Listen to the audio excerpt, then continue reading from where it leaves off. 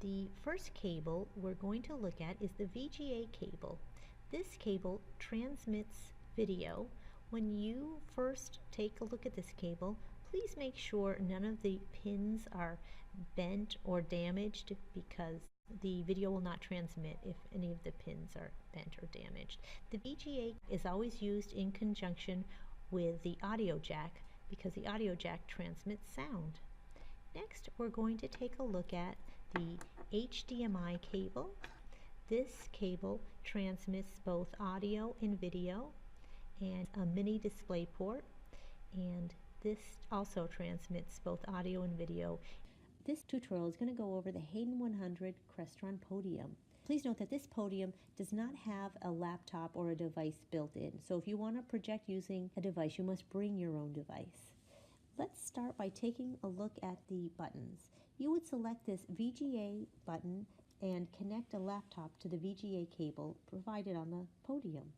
You would select the HDMI button and connect your device to the cable found on the podium. If you wish to connect using the mini DisplayPort, select DisplayPort on the podium and connect to the mini DisplayPort cable found at the podium. If you wish to connect via AirPlay, you would just simply select the AirPlay button and connect via the built-in AirPlay. If you would like to connect with a Mac device using the AirPlay that's in the room, you will then navigate to the AirPlay icon located on your screen and select the room you're in. I'm in Miguel 307, so I selected the AirPlay for that room. Then a 4-digit code will appear on the projector screen. I will enter that into my Mac laptop, hit OK. Whatever is displayed on my laptop will be projected on the screen in the classroom.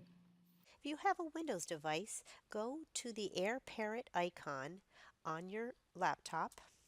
This is what's going to allow you to connect through AirPlay. And once you've double-clicked on the AirParrot icon, a screen will come up and allow you to select the AirPlay for the room you're in. Once you've selected that, a 4-digit code will appear on the screen. You enter that code into your laptop, and whatever is displayed on your laptop will be displayed on the projector screen.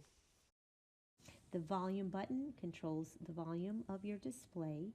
The mute would mute the audio on your display.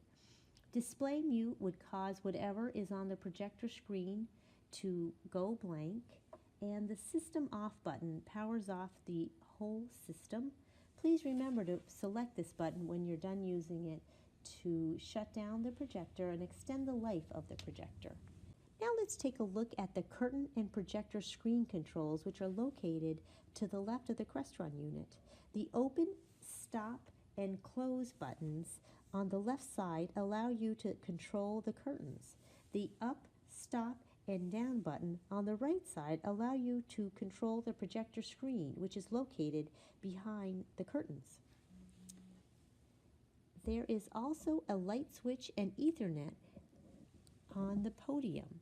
The light switch at the podium allows you to turn on a small light, which is located above the switch. The knob allows you to control the brightness of the light. The Ethernet cable allows for a hardwired connection to the internet. The digital clock, timer, and power source found at the podium allows you to view the time and also set a timer. You can also use the power sources found at the podium to charge up to 2 devices.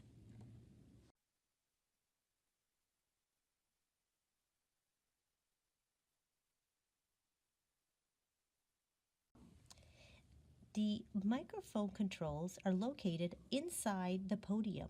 To adjust the volume of the 2 microphones found at the podium, turn the knobs labeled L podium mic and R podium mic. These knobs control the left and right mics.